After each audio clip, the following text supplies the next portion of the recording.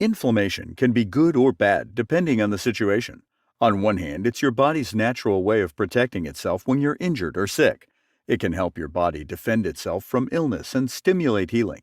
On the other hand, chronic sustained inflammation is linked to an increased risk of diseases like diabetes, heart disease, and obesity. Interestingly, the foods you eat can significantly affect inflammation in your body. In this video, you'll see 6 foods that can cause inflammation. So make sure to watch this video till the end and subscribe to Your Health TV to get videos like this recommended to you every week. Here are 6 foods that cause inflammation. Number 1. Sugar and high-fructose corn syrup. Table sugar and high-fructose corn syrup are the two main types of added sugar in the Western diet. Sugar is 50% glucose and 50% fructose, while high-fructose corn syrup is about 45% glucose and 55% fructose. One of the reasons that added sugars are harmful is that they can increase inflammation, which can lead to disease. Sugar can also be harmful because it supplies excess amounts of fructose. While the small amounts of fructose in fruits and vegetables are fine, consuming large amounts from added sugars is a bad idea. Eating a lot of fructose has been linked to obesity, insulin resistance, diabetes, fatty liver disease, cancer, and chronic kidney disease. Also, researchers have noted that fructose causes inflammation within the endothelial cells that line your blood vessels, which is a risk factor for heart disease. Foods high in added sugar include candy, chocolate, soft drinks, cakes, cookies, donuts, sweet pastries, and certain cereals. Number 2. Artificial trans fats. Artificial trans fats are likely the unhealthiest fats you can eat. They're created by adding hydrogen to unsaturated fats, which are liquid, to give them the stability of a more solid fat. On ingredient labels, trans fats are often listed as partially hydrogenated oils. Most margarines contain trans fats, and they are often added to processed foods to extend shelf life.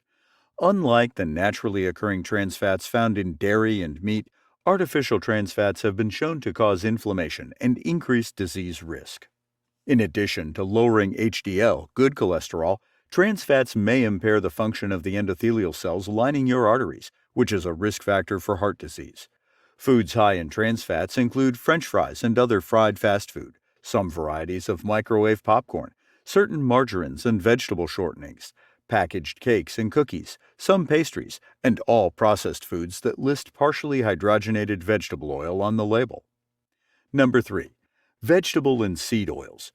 During the 20th century, the consumption of vegetable oils increased by 130% in the United States.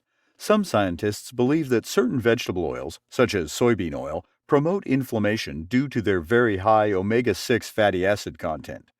Although some dietary omega-6 fats are necessary, the typical Western diet provides far more than people need. In fact, health professionals recommend eating more omega-3 rich foods, such as fatty fish, to improve your omega-6 to omega-3 ratio and reap the anti-inflammatory benefits of omega-3s. Vegetable and seed oils are used as cooking oils and are a major ingredient in many processed foods. Number 4. Refined carbohydrates. Carbohydrates have gotten a bad rap. However, the truth is that not all carbs are problematic. Ancient humans consumed high-fiber, unprocessed carbs for millennia in the form of grasses, roots, and fruits. However, eating refined carbs may drive inflammation. Refined carbs have had most of their fiber removed.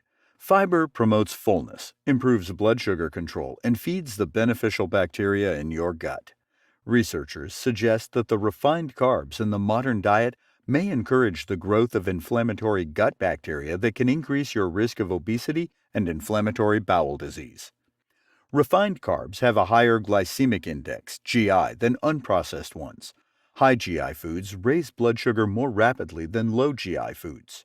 In one study, older adults who reported the highest intake of high GI foods were 2.9 times more likely to die of an inflammatory disease like chronic obstructive pulmonary disease.